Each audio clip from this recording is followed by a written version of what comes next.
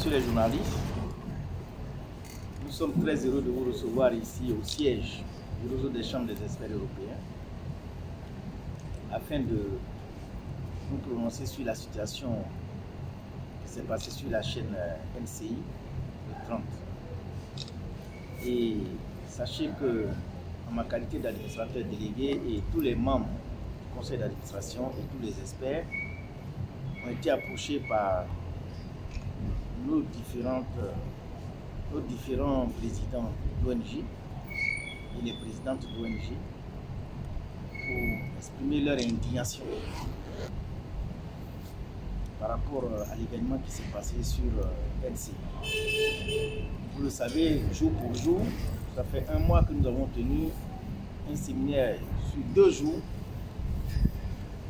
sur les questions de droits de l'homme en Côte d'Ivoire. Et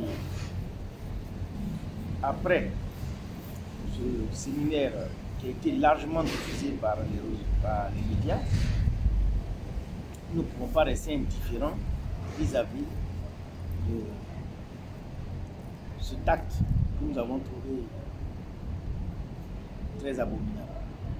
Raison pour laquelle le porte-parole du comité d'éveil, qui est composé de plus de 45 ONG et pratiquement 6 sociétés civiles, se sont joints à nous pour pouvoir faire une déclaration que vous allez entendre tout à l'heure. Mais bien avant, je vais laisser le micro à M. Koni Youssouf, qui est l'animateur et l'organisateur sur le site RCDAO de toutes les activités du comité d'éveil.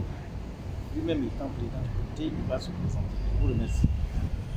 Chers membres du comité RCDAO, chers responsables d'association, Youssouf, président de l'ONG OIPCE, Organisation internationale pour la promotion de la culture et de l'entrepreneuriat, et par ailleurs partenaire du RCDAO. Aujourd'hui, nous avons laissé cette conférence de presse pour interpeller non seulement la communauté nationale et internationale de la faute grave du journaliste Yves Dembélé, qui a vraiment humilié la femme dans toute sa composante.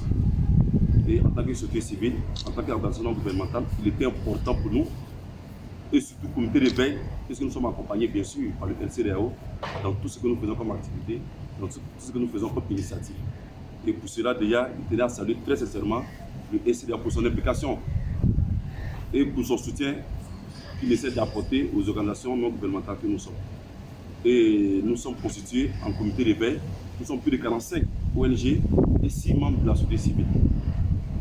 Nous avons fait en tout cas un comité tout à l'heure avec notre parole, Ms. Doumbia, qui va lire tout à l'heure les autres formes de procès. Je vais laisser donc la parole à Ms. Doumbia, qui va nous faire la lecture de ce que nous avons décidé.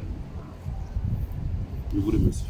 Apologie du viol sur le plateau d'une chaîne privée de télévision ivoirienne NCI. Déclaration du comité de veille du réseau des chambres des experts européens département Afrique de l'Ouest RCDAO. Le lundi 30 août 2021, Yves Dembélé, animateur de la chaîne de télévision privée NCI à forte audience, a au cours d'une émission qu'il animait, mise en scène nommée par le nommé Kader Aboucheri, qui serait un ancien pensionnaire de la MACA, pour faire une stimulation de viol sur un mannequin. Cette scène, dont la direction de NCI n'a pas empêché la diffusion, croyant qu'elle servirait à la sensibilisation contre le viol, est apparue aux yeux des citoyens ivoiriens et du monde entier comme un acte ignoble, un acte contre nature, rétrograde, rébarbatif et moralement agressif. Subséquemment, cette façon de sensibiliser les masses en direct à la télévision sur un sujet aussi délicat que le viol porte gravement atteinte à la morale publique. La conscience humaine est bafouée les mœurs établies selon les valeurs sociales. Le RCDAO et les 45 ONG partenaires et membres de la société civile, conscients du fait qu'il ne peut y avoir de développement dans nos États sans le respect scrupuleux des droits de l'homme. Cheval de bataille du chef de l'État, son Excellence M. Alassane Ouattara, condamne avec la dernière énergie cette émission dont le contenu est humiliant et dégradant pour le genre féminin. Une télévision est un outil de développement et de promotion de valeurs humaines, un nom de dépravation des mœurs. Elle doit obéir à une déontologie professionnelle qui prône des valeurs éducatives et le respect des droits humains.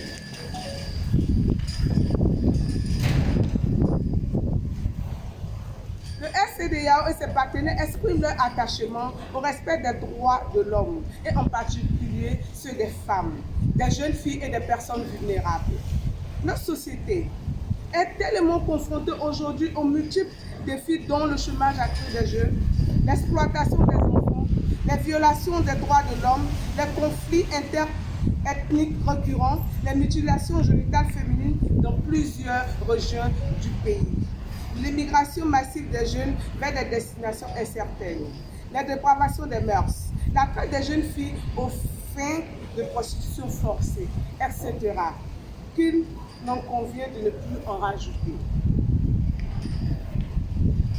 Cet état de fait est écœurant, humiliant et inadmissible pour la Côte d'Ivoire, qui a ratifié et signé la plupart des traités et ou pactes internationaux relatifs aux droits humains et principes humanitaires pour que de tels actes aient lieu sur ce sol.